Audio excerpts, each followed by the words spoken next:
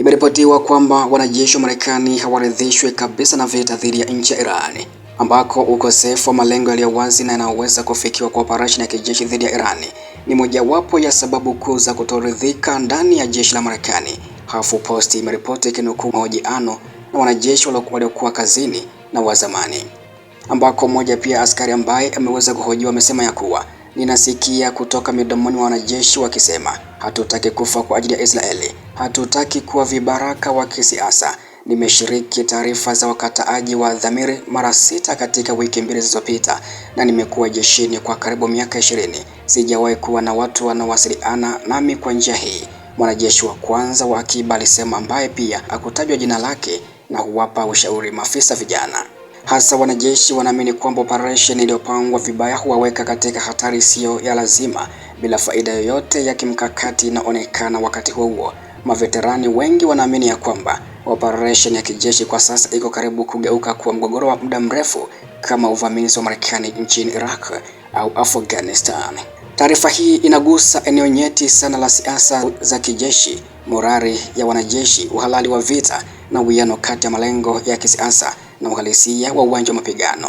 Ili pia uweze kuelewa vizuri, nitakupatia uchambuzi mpana na ni muhimu kukutenganishia mambo matatu. Kwanza, ukweli wa ndani ya jeshi, historia ya Marekani katika vita vya nje na athari za kimkakati ikiwa hali hii ni ya kweli. Kwanza, madai ya kwamba wanajeshi wa Marekani hawaridhishwi na vita dhidi ya Iran yanaweza kuwa na sehemu ya ukweli, lakini pia yanahitaji kuchukuliwa kwa tahadhari, ambako jeshi la Washington lina mfumo madhubuti wa amri na nidhamu, na mara nyingi pia wanajeshi hawatoi maoni yao hadharani kwa uhuru mkubwa.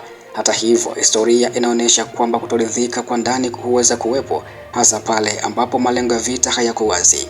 Chanzo kilichotajwa HuffPost kimesema kwamba kunukuu mahojiano ya wanajeshi waliopo kazini na waliostaafu. Hapa kuna mambo mawili muhimu.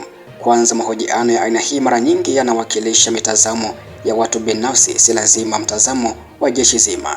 Matumizi ya vyanzo visivyotajwa majina ni kawaida katika uandishi wa habari za kijeshi, lakini pia huacha nafasi ya shaka kuhusu ukubwa wa tatizo. Hata hivyo, hoja kuu, ukosefu wa malengo yaliyo wazi, ni jambo ambalo limekuwa likijirudia katika vita nyingi za Marekani.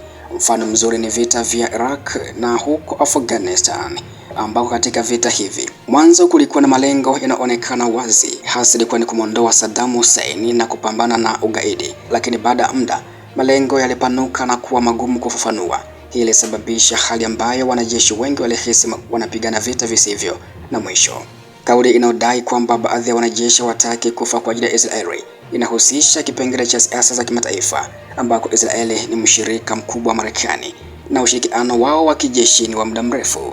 Hata hivyo, ndani ya Marekani yenyewe kuna mjadala mkubwa kuhusu kiwango cha msaada kwa Israeli, hasa katika migogoro mikubwa, ambako wanajeshi kama sehemu ya jamii wanaweza kuathiriwa na mjadala hiyo ya kisiasa. Lakini ni muhimu kuelewa kwamba jeshi la Marekani alifanya maamuzi ya vita kwa misingi ya maoni ya wanajeshi binafsi, maamuzi kutoka kwa viongozi wa kisiasa na kijeshi wa juu, hasa Pentagon na ikulu ya Marekani. Hivyo hata kama kuna kutoridhika, haiathiri moja kwa moja utekelezaji wa operation, isipokuwa kufikia kiwango kikubwa sana. Hoja ya wakataaji wa dhamiri pia ni ya kuvutia. Hii ni hali ambapo mwanajeshi anakataa kushiriki vita kwa msingi ya maadili au imani binafsi. Kihistoria, hii ilionekana sana wakati wa Vietnam War au vita vya Vietnam.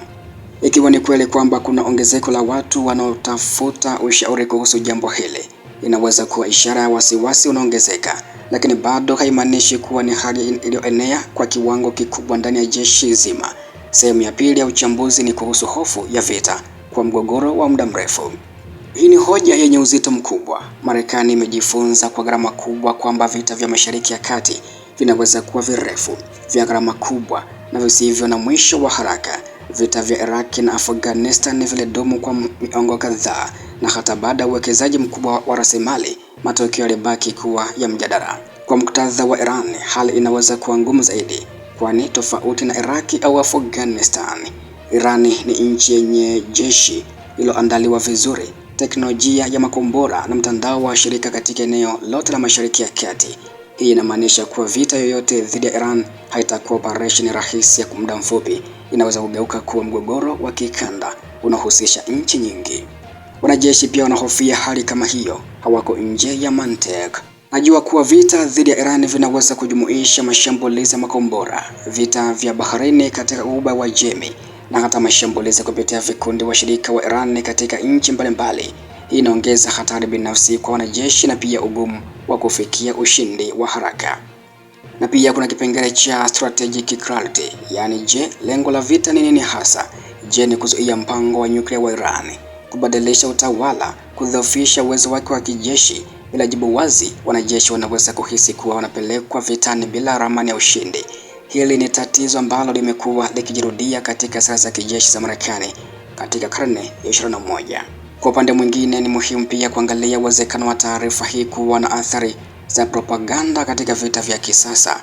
Taarifa ni silaha. Kusambaza wazo kwamba wanajeshi wa Marekani hawana morali kunaweza kuwa na faida kwa pinzani wao, kwani kunadhoofisha taswira ya nguvu na umoja. Hivyo taarifa kama hizi zinapaswa kuchunguzwa kwa kina kabla kuzichukua kama ukweli kamili. Hata hivyo, hata kama sehemu ya taarifa hii imezidishwa, hoja kuu bado ina uzito. Morali ya wanajeshi ni kipengele muhimu sana katika mafanikio ya vita. Jeshi linaweza kuwa na silaha bora, lakini ikiwa wanajeshi hawana imani na malengo ya vita, ufanisi unaweza kushuka kwa muda mrefu. Athari zake za kimkakati ni kubwa. Ikiwa kutoridhika kutaongezeka, kunaweza kuwa na kupungua kwa ari ya kupigana, kuongezeka kwa maombi ya kuondoka jeshini, shinikizo la kisiasa kutoka kwa jamii ya Marekani, na ugumu wa kuendeleza operesheni za muda mrefu. Kwa washirika wa Marekani, hii inaweza kuwa ishara ya tahadhari. Nchi zinazotegemea msaada wa kijeshi wa Marekani zinaweza kuanza kujiuliza kama msaada huo ni wa kudumu au unaweza kupungua ikiwa vita vitakuwa vigumu na visivyo maarufu nyumbani Marekani. Kwa kumalizia, uchambuzi wa taarifa hii unaonyesha mambo yafuatayo. Kwanza, inawezekana kuna kiwango fulani cha kutoridhika ndani ya jeshi la Marekani, hasa kuhusu malengo ya vita. Historia ya vita vya Iraq na Afghanistan inaongeza uzito wa hofu hizi. Vita dhidi ya Iran vina uwezekano mkubwa kuwa ngumu na vya muda mrefu. Hata hivyo, madai ya kiwango kikubwa cha kutoridhika yanapaswa kuthibitishwa zaidi, kwani yanaweza kuwa sehemu ya vita vya taarifa. Hitimisho kuu ni kwamba hoja hii haipaswi kupuuzwa, lakini pia haipaswi kuchukuliwa moja kwa moja kama ukweli kamili bila uchunguzi zaidi.